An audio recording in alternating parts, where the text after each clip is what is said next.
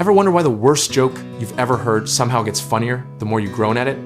That's the dad joke paradox, and it's not an accident. It's a finely tuned weapon of social warfare disguised as harmless wordplay. Now, imagine you're the person who just heard someone say they're afraid of elevators because they're taking steps to avoid them. Your face contorts, you physically recoil. But here's the thing, you're also kind of delighted, and you hate yourself for it. How does a joke so terrible create genuine joy? The answer lies in a bizarre collision of linguistics, social bonding, and the human brain's love affair with predictable surprises. What looks like lazy comedy is actually operating on multiple psychological frequencies at once. Let's pull back the curtain on what's really happening. A dad joke works because it violates your expectations in the safest possible way.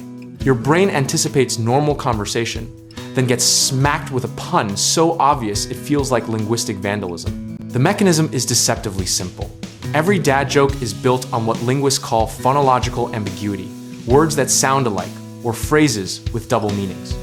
I'm reading a book about anti-gravity it's impossible to put down, weaponizes the literal versus figurative interpretation of a common phrase. But here's where it gets interesting.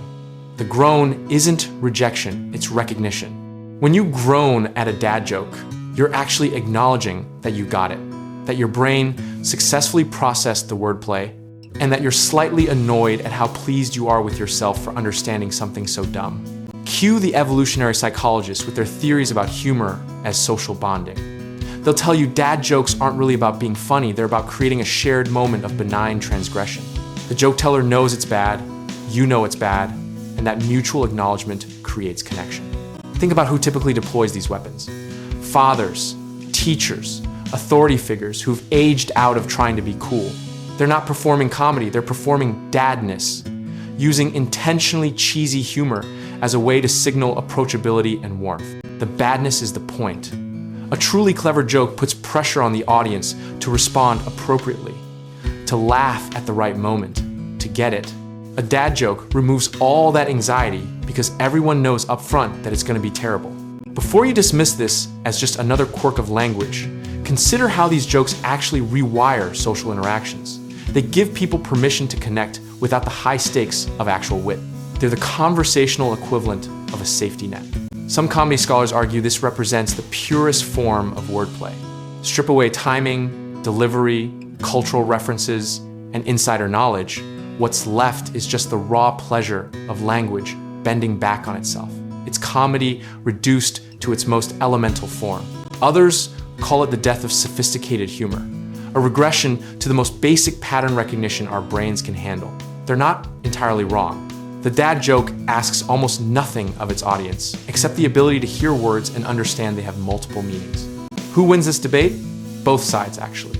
The dad joke persists precisely because it exists in this weird space between smart and stupid. It's clever enough to feel like a joke, but dumb enough that nobody feels excluded. As social media exploded, something unexpected happened. The dad joke experienced a massive cultural revival among people nowhere near dad age.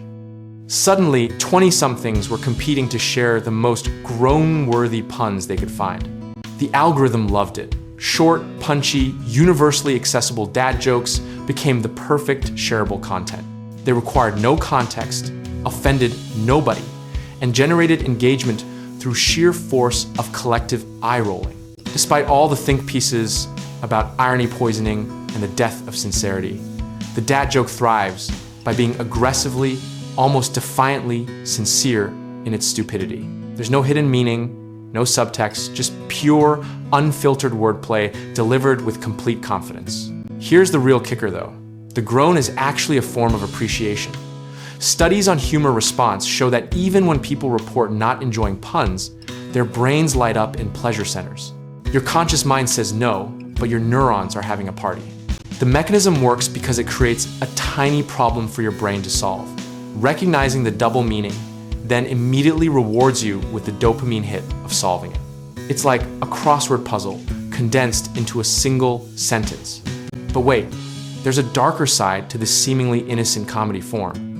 The dad joke can be wielded as a power move. When an authority figure makes a terrible joke and everyone dutifully laughs, they're not responding to humor, they're acknowledging hierarchy. In corporate settings, the dad joke becomes performance.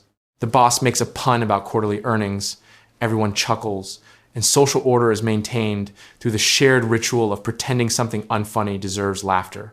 It's comedy as dominance display, yet somehow this doesn't kill the form. The dad joke adapts, survives, even thrives in environments where it should absolutely die. It's the cockroach of comedy indestructible, omnipresent, and somehow still functioning after everything else has collapsed. Today's dad jokes look remarkably similar to jokes from 50 years ago. The template hasn't evolved much because it doesn't need to. Human brains still process language the same way, still find pleasure in recognizing patterns. What has changed is the delivery ecosystem. Now you get dad jokes from brands, from AI chatbots, from automated social media accounts.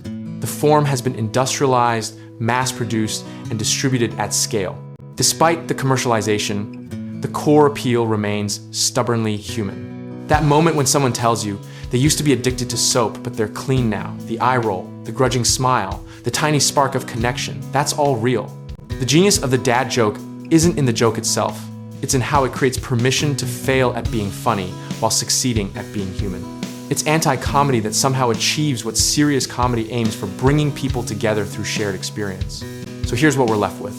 The dad joke is simultaneously the lowest and highest form of humor.